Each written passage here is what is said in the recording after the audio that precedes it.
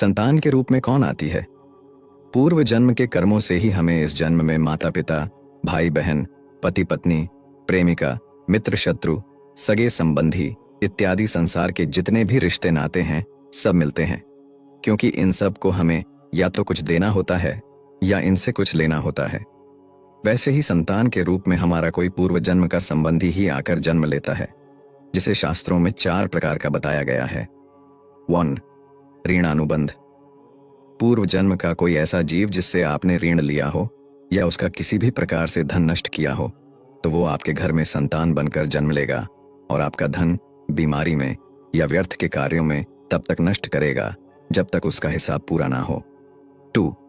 शत्रुपुत्र।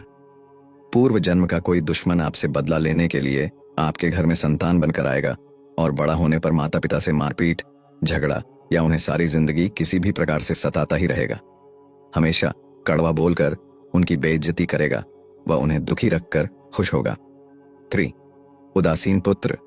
इस प्रकार की संतान न तो माता पिता की सेवा करती है और न ही कोई सुख देती है और उनको उनके हाल पर मरने के लिए छोड़ देती है।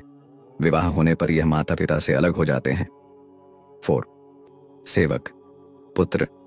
पूर्व जन्म में यदि आपने किसी की खूब सेवा की है तो वह अपनी की हुई सेवा का ऋण उतारने के लिए आपके सेवा करने के लिए पुत्र बनकर आता है। जो बोया है वही तो काटोगे। अपने माँ बाप की सेवा की है तो ही आपकी औलाद बुढ़ापे में आपकी सेवा करेगी, वरना कोई पानी पिलाने वाला भी पास ना होगा। आप यह ना समझे कि यह सब बातें केवल मनुष्य पर ही लागू होती हैं। इन 4 प्रकार में कोई सा भी जीव भी आ सकता है। जैसे आपने किसी गाय की निस्वार्थ भाव से सेवा की है तो वह भी पुत्र या पुत्री बनकर आ सकती है।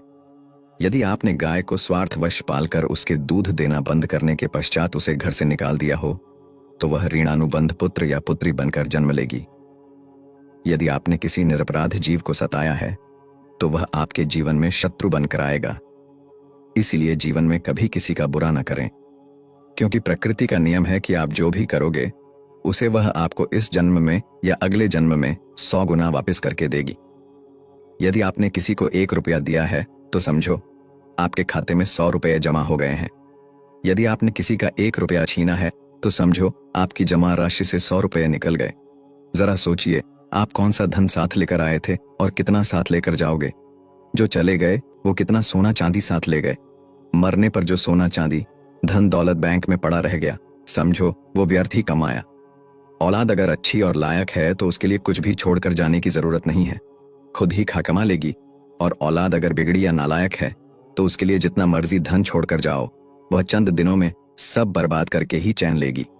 मैं, मेरा, तेरा और सारा धन यहीं का यहीं धरा रह जाएगा, कुछ भी साथ नहीं जाएगा। साथ यदि कुछ जाएगा भी तो सिर्फ अच्छे बुरे कर्म ही साथ जाएंगी। इसलिए जितना हो सके नेकी करो, सत्कर्म करो